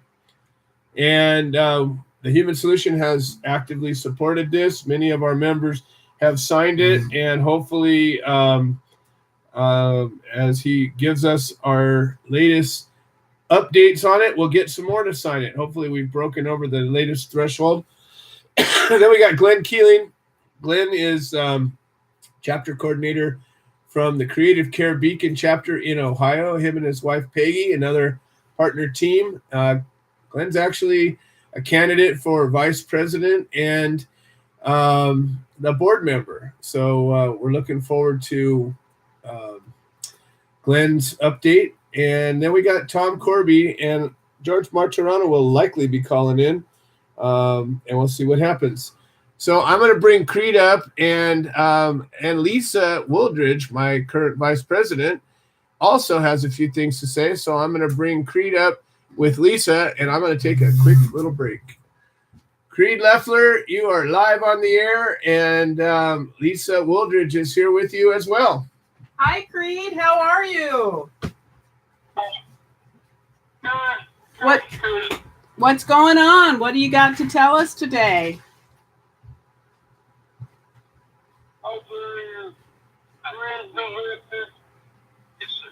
We now have 6,938 signatures, which means we need 62 more for 7,000 signatures. Please help me get there. I know we can. Wow, that's fantastic, Creed. You are rocking it right now. He just said he only needs 62 more signatures, and he's going to have 7,000 signatures. Creed Leffler is a force to be reckoned with. This guy is amazing. To get 7,000 signatures is phenomenal. Creed, you rock right now. Really, dude. That's fantastic. Thank you for being you. You are appreciated. Thank you. You're welcome. So what we can do is Creed's petition is on change.org. We will find that link and we'll put it up for you. I'm having a little bit of trouble. Go ahead. Oh, it's moveon.org. That's right. It's moveon.org. That's where the petition is. We'll put the link up. I'm having a little trouble with my computer today. I can't get it to log in. Otherwise, I'd type it in for you. But we'll get it up, or it might even be on the YouTube feed from Joe's. So check out Creed Leffler's page, moveon.org for his petition. He only needs 62 more signatures to get 7,000. Really, we got to help Creed out here. Super guy. Thank you, Creed. Do you have anything else to say? If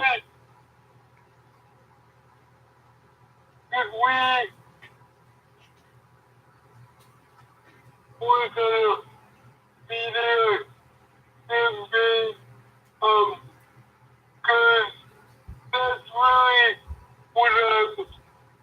that's really what I'm thinking he's doing.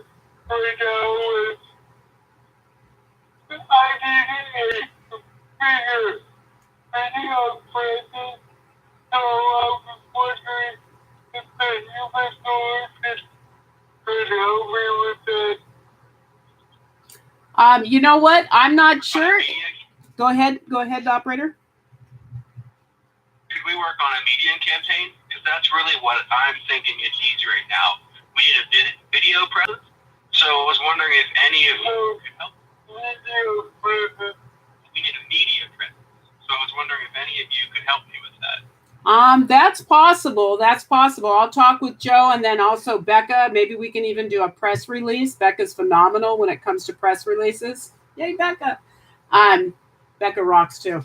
So anyway, yeah, let us check that out, Creed. We'll definitely get back with you on that and see if there's anything that we can do to help you with that, okay? I've been trying to get in front of CNN and places like that, like Dr. Gupta. I'm sorry, Creed. Can you repeat after? I've been trying to connect. I've been trying to connect with Dr. Gupta, the cannabis correspondent for CNN. Been trying to connect with. I'm sorry, I didn't get the name. The cannabis correspondent for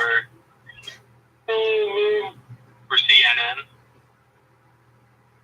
But he's a hard one to get a hold of.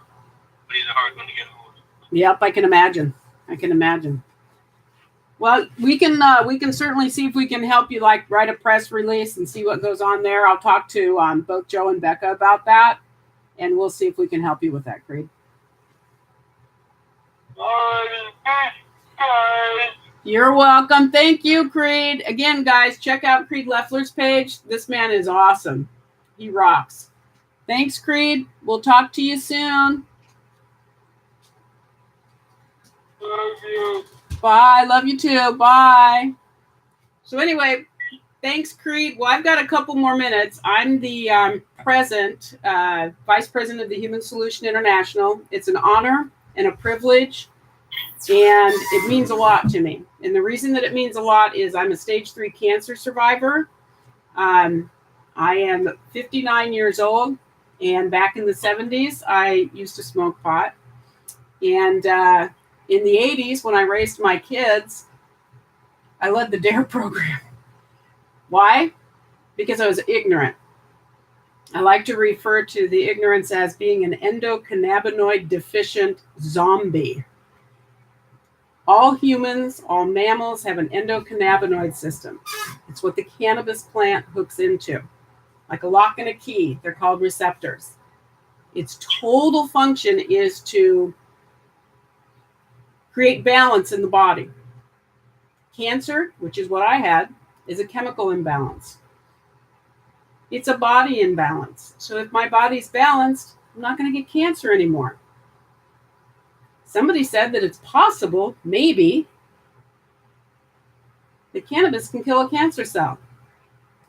I'm riding with that possibility. I use it every day. I fight for this plant and I sit in this chair because nobody has the right to tell me that I can't heal my body. You can't ethically tell me that, and I know that you can't scientifically or medically tell me that because I've done my research.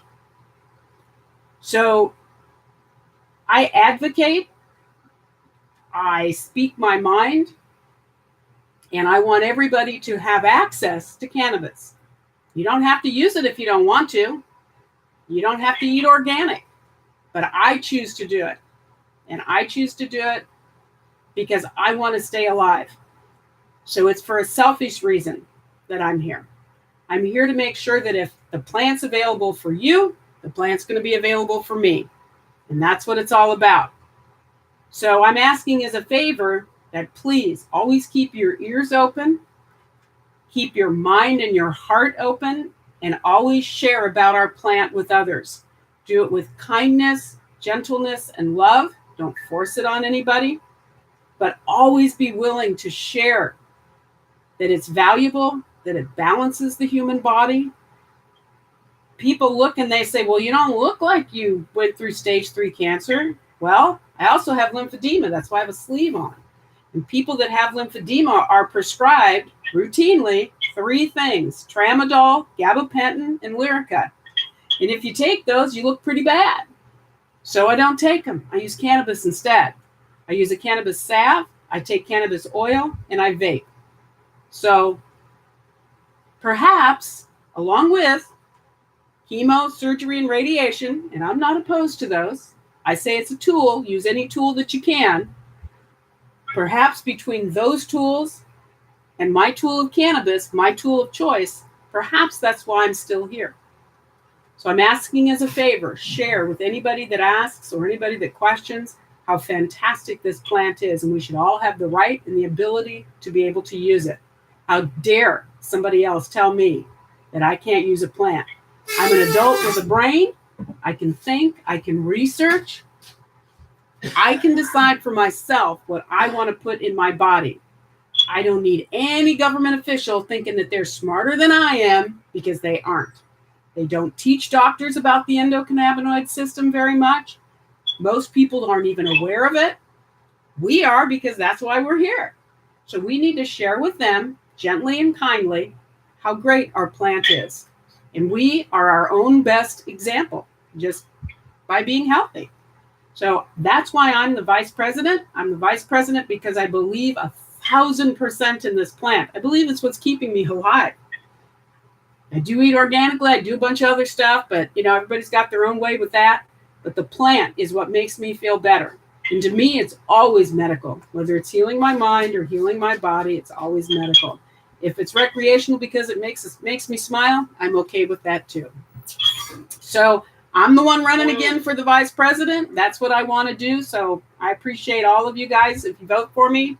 And if you vote for all the other fine folks, I appreciate you doing that too, because we all need to step up to the plate and vote. So anyway, that's it. So that's what we're doing. Thank you so much. Bye. All right. Uh-oh, it just dropped off. What? I hit the button and it just freaking dropped off. Shit. What'd you? I hit the button. Oh no! You signed off. Oh shoot! Well, hold on. I think we can come back. All right, hang on. I am having a bad day here communication-wise. I can't get my. Hold on. I think we're still live here. All right. Yay! I think I just got to call back in. Okay. Hang in, everybody. That's why he's the president and I'm the vice president. You got to have somebody that knows how to drive the ship. I think we can right this vessel again. I think it's not over till it's over. MOB, man overboard. Are we back? Oh no. The hounds of the Baskervilles.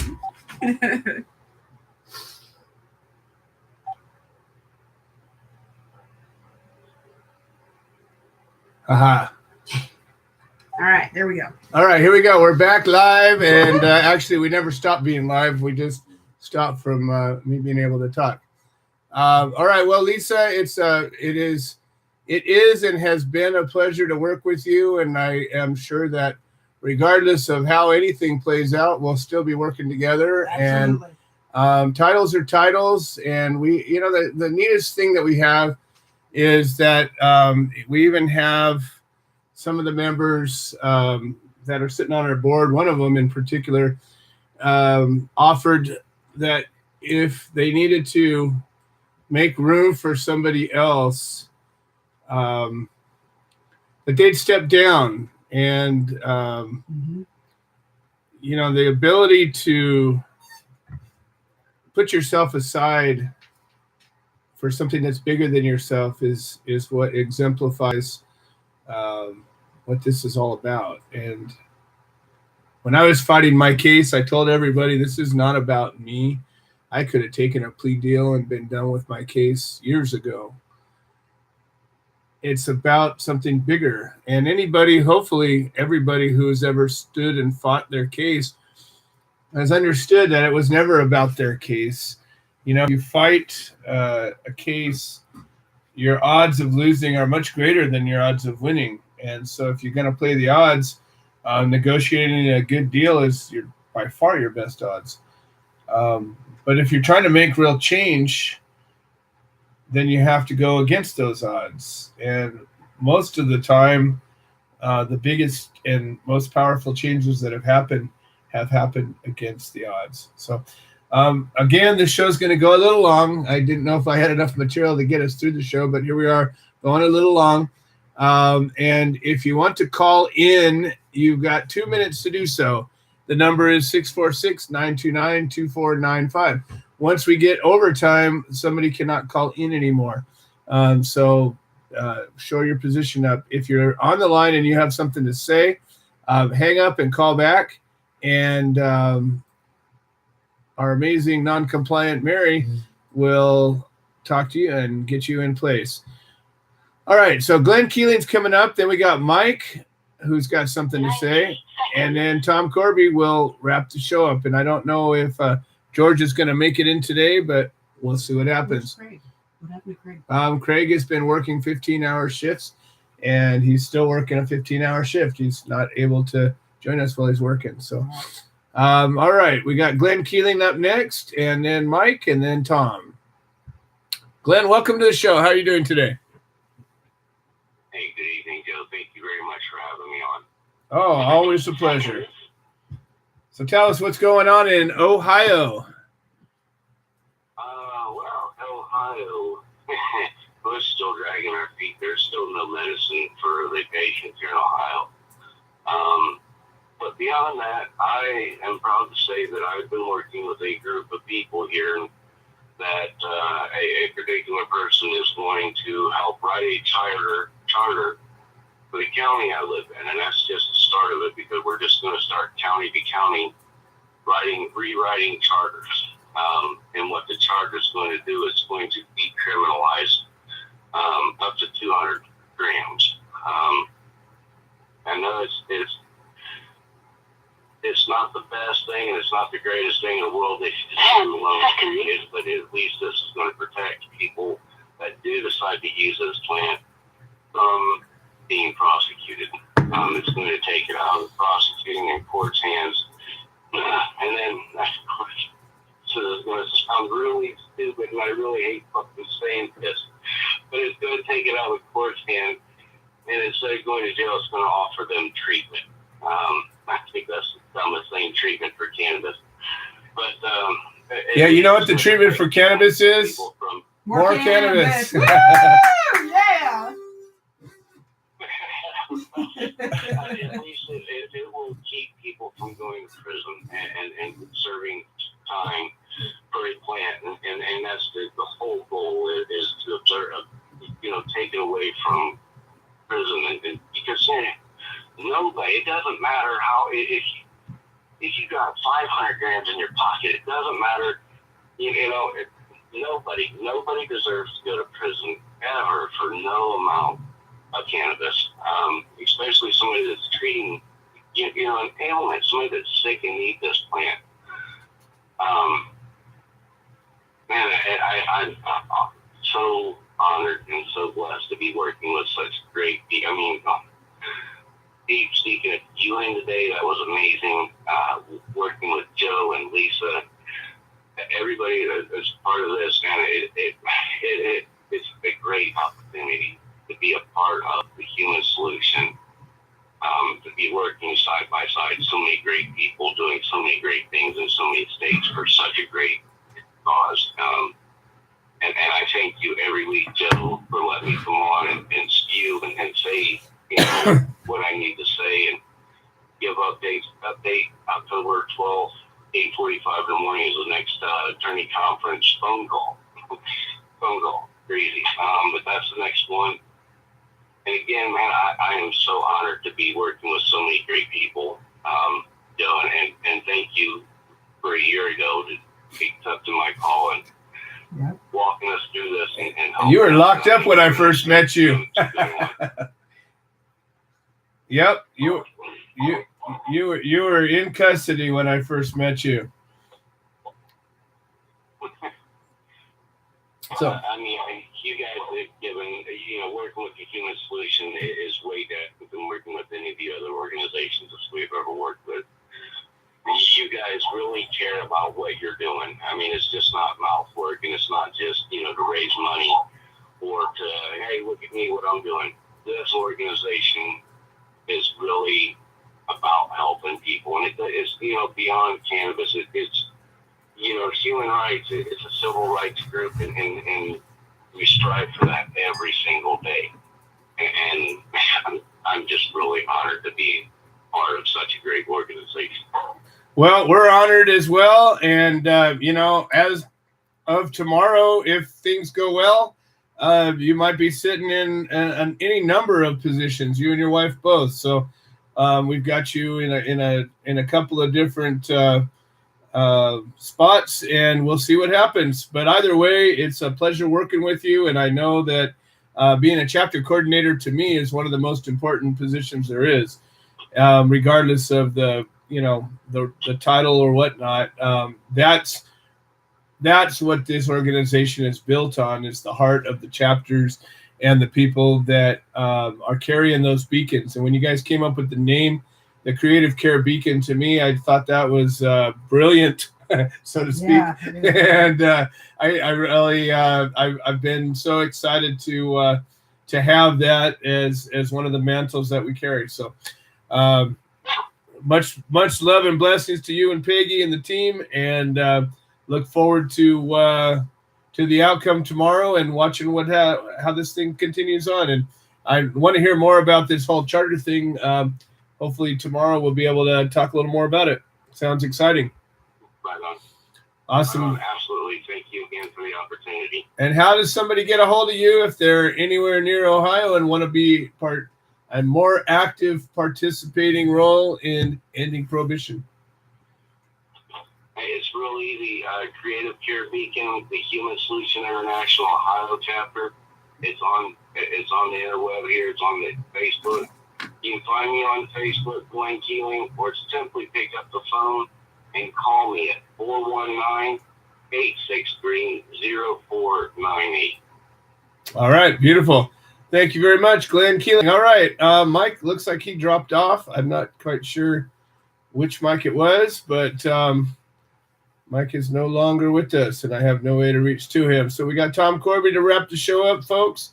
And here we go. Tom Corby, welcome to the show. How are you doing today? Well, thank you, Bill. Although today I'm so glad to come together to my prohibition. I just got done with an acupuncture treatment for my friend here, my new friend, Lori. Frank's back to an acupuncture treatment too. We both Frank's back out here working. And we're using your CBD medicines and your extreme rub, Joe, and they're helping so much. When we talked about the medicine, I've been using cannabis for over 50 years. And I quit taking this 47 years ago. One of my better distance. And I finally realized that without cannabinoids, just your homeostasis will be out of balance. And so I'm going to cut it short today just with this treatment. And thank you, Bill, for all you do. And also, I'm proud to be a member of the Human Solution International for almost 8 years now. After my wife and I got busted, joined the Human Dr. Nelson connected me with Joe and the Human Solution International. At that time, back then, there was only one chapter down there in Southern California with Joe. Since then, they joined the NorCal chapter. We're now 50 chapters international. And our goal and vision is always to and prohibition. No one's to be going to jail first, our sacred plan. And thank you all today. And don't forget to breathe. I'm ready to hear Willie. All right. Thank you so much, Tom Corby. You are a lion of a man, and I'm ever so proud to be your comrade and brother in arms. Well, folks, that's it. We're in fall now, and that means the days are getting a little shorter. Harvest time's coming upon us. A lot of times people spend a little more time reflecting. I'm going to offer you a challenge. Spend some time thinking about it. What would you do if you could end prohibition? What would you do? What are you willing to do? How are you willing to help? Think about it. Maybe next week. Actually, next week we're not going to be doing a live show. I'm going to be out of town, hidden away in the mountains with my grandkids. So I got a little grandkid time coming to me, and we're going to sneak away to the rivers and lakes of California for a couple of days. So I will be back in 2 weeks, and I look forward to hearing all of your suggestions, thoughts, ideas, and hopefully getting inspired. And that's it. I thank everybody for being part of this show and part of this organization, and we'll see you next week. Don't forget to vote. And the Willie Nelson Teapot Party and I endorse the human solution, supporting cannabis prisoners because no one should go to jail for a plant. The things I should have said and done, you were always on my mind. You were always on my mind. Thank you for using Blog Talk Radio. Goodbye.